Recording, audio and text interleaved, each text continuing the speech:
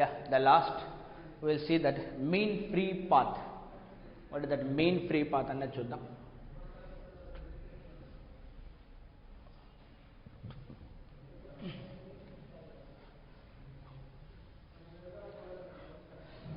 mean free path.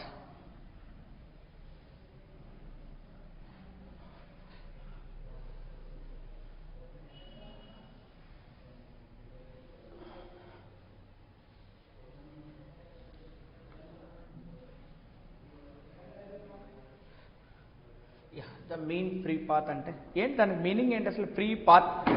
What is the meaning of that mean free path? Mean అంటే average అని,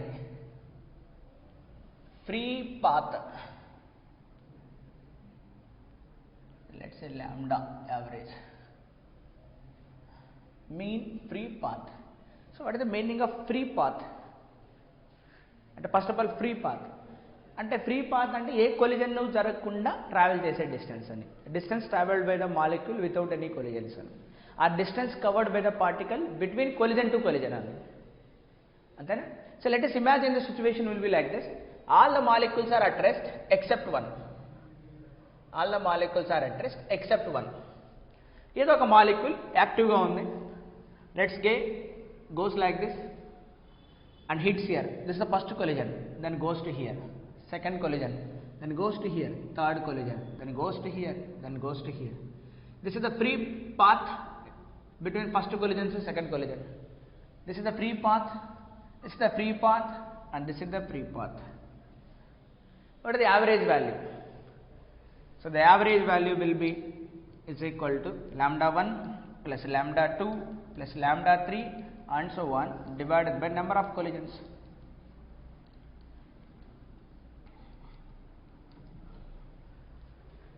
number of collisions. ఓకేనా? So మరి ఇది దేని మీద ఆధారపడి ఉంటుంది? వాట్ ఇస్ దట్ రిలేషన్ అన్నది. ఇప్పుడు మనం సింపుల్ మోడల్ తీసుకున్నాం. All particles will be at rest, but no particle is at rest. Every particle is moving. మనం దేని పార్టికల్ మీద అయితే కాన్సన్ట్రేషన్ చేస్తామో ఆ పార్టికల్ అనేది అలా కొలైడ్ చేసుకుంటూ వస్తుంది. అది యావరేజ్ వాల్యూస్ తీసుకోవాలి మనం. So then nothing will be done here. So then again the expression, the correct expression is given by Maxwell.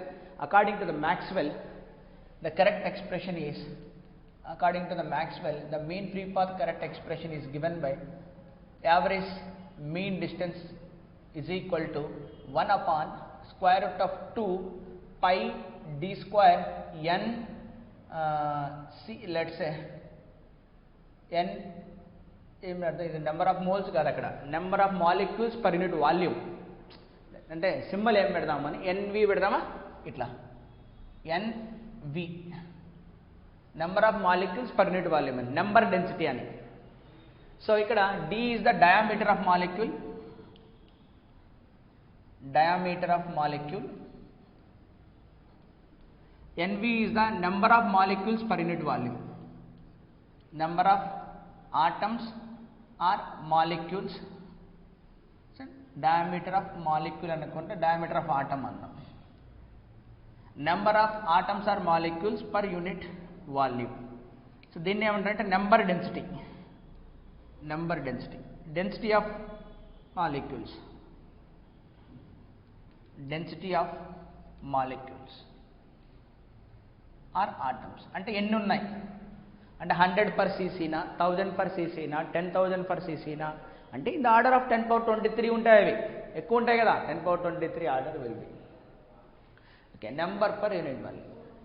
ఇప్పుడు దానికి ఇంకా వేరియస్ ఎక్స్ప్రెషన్స్ రాయొచ్చు. If I use the PV is equal to nRT. So according to the formula PV is equal to NKT.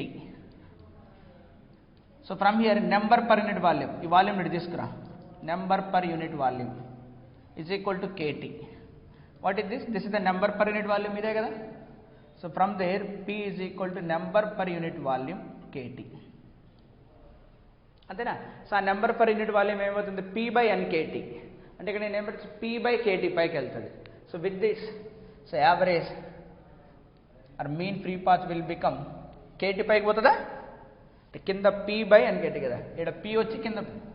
So KT divided by √2 into pi d square into ఏముంటుంది అక్కడ P, that is P. So be careful. It is directly proportional to temperature and inversely proportional to pressure. That is మనకు కావాల్సింది ఏంటంటే P/T, NV is equal to P/kT. So it depends upon the number density. How many molecules are there per unit volume.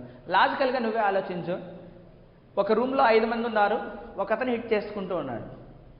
ఇంకో రూమ్లో 500 మంది ఉన్నారు, hit చేసుకుంటూ ఉన్నాడు. More is the number of molecules, more will be the collisions and less will be the free path. అంటే more is the molecules, less will be the free path. ఇద్దరే ఉన్నారు, free path will be more. Then ఇప్పుడు ఒకటి సన్నగా ఉన్న వ్యక్తి ఉన్నాడు, ఒక లావుగా ఉన్నాడు ఉన్నాడు. 10 మందే ఉన్నారు ఒక రూమ్లో, ఇంకొక రూమ్లో కూడా 10 మందే ఉన్నారు. ఒకడేమో సన్నగా ఉన్నట్టు ఉన్నాడు, ఇంకోటి లావుగా ఉన్నట్టు ఉన్నాడు. ఎవరికి కొలిజన్స్ ఎక్కువ అవుతాయి? లావుగా ఉన్నవాడికి ఎక్కువ కొలిజన్స్ అవుతాయి. So more is the diameter and less will be the free path. అలా మనం ఇంటర్ప్రిటేషన్ చేసుకుంటే చాలు, దాన్ని డిరైవ్ చేసుకోలేకపోయినా let us interpret it.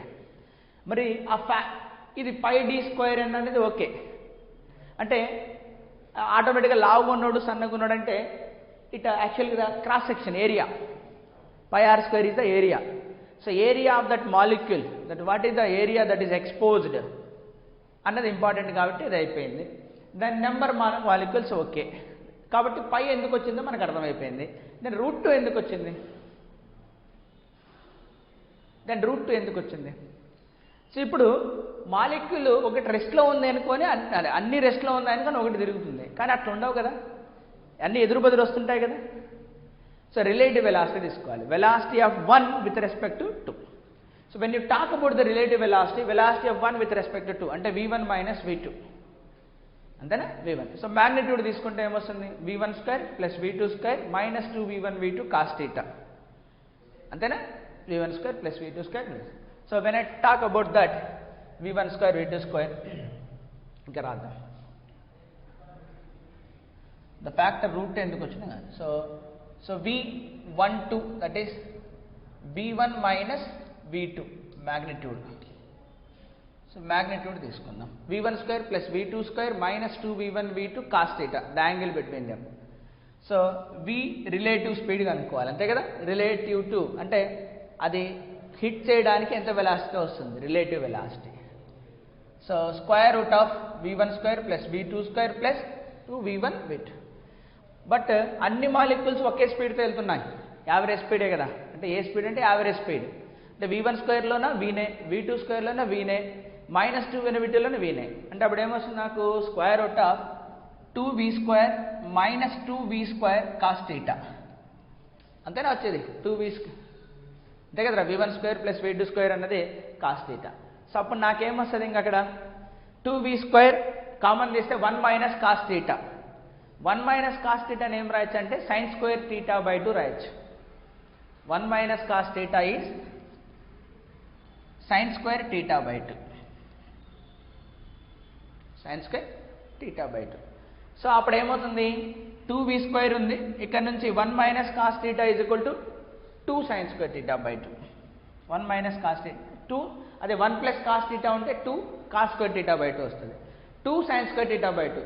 2v² common తీస్తే ఆల్రెడీ ఇంకో 2 ఉంది కాబట్టి 2 × 2 4v² sin² θ/2. సో ఫైనల్గా రిలేటివ్ వెలాసిటీ ఏమొస్తుంది? 2v sin θ/2 అంతేనా? ఇప్పుడు 0 to 1 పాసిబుల్ మనకి, 0 to 90 degrees అంతేనా? So either you can take the average value, and the average value will take. మనం యావరేజ్ వాల్యూ తీసుకున్నాం అనుకో, what is the average value? అంటే మ్యాగ్నిట్యూడ్ వేరీస్ ఫ్రమ్ 0 to 180 తీసుకోకూడదు, అంటే మళ్ళీ మైనస్ వాల్యూస్ కూడా పాజిటివ్ అవుతాయి కదా. 0 to 90 తీసుకుంటే సరిపోతుంది. When I do with 0 to 90 this, దీన్ని మనం 0 to 90 చేస్తే ఏమొస్తుందంటే √2 వస్తుంది ఇది. So √2. So v relative velocity I will get it as, so ఈ ఫ్యాక్టర్ ఏం రావాలంటే మనకు ఆ √2 అనే ఫ్యాక్టర్ రావాలి. This entire thing will be √2 అనే ఫ్యాక్టర్ మనకు రావాలి. సో అలా మనం ఆ యాంగిల్ని బట్టి, అంటే 1కి 2కి మధ్య ఇలా వస్తున్నాయా, ఇలా వస్తున్నాయా, ఇలానా ఇలానా ఇలానా ఇలానా, we need to circulate for all the angles. Suppose let calculate the relative velocity when they are of 0 degrees. then sin 0 is 0. Let us put for 30 degrees, let's put for 60 degrees, let's put for 180 degrees. Anni cheyi. Take the average value. Take the average values. Then we will get the answer. ఇలా చేస్తే కానీ మనకు అది route 2 factor అనేది రాదు. So ఆ route 2 factor అసలు ఎవరికి రాలేదు. Many people will struggle for it. The root 2 factor will be derived by the Maxwell. Maxwell అనే వ్యక్తి ఫైనల్గా డిరైవ్ చేస్తాడు. అంత పెద్ద డిరైవ్ చేసిన తర్వాత అది డిరైవ్ చేయడం పెద్ద కష్టమేం కాదు కదా. అంటే getting the idea is important కదా. So people initially thought of like all the particles are at rest and only one particle is moving. But okay, best approximation అంటే ఇది రాదు, ఇది వచ్చింది వాళ్ళకి. కానీ అసలు ఈ ఫ్యాక్టర్ రావడం ఇంపార్టెంట్ కదా. ఇట్స్ ఫ్యాక్టర్ రావడం ఇంపార్టెంట్ కదా. So this is the area that is effective area which is exposed for the collision. ఇప్పుడు నేను లాగు అన్నీ వస్తున్నా, ఒకటి కేసు ఏంటంటే ఎగ్జాక్ట్లీ నాకు ఎదురు రావడం లేదా కొద్ది సైడ్ రావడం. అంటే ఇప్పుడు ఏంటి, ఇలా ఇద్దరం ఒకసారి గుద్దుకోవడం లేదా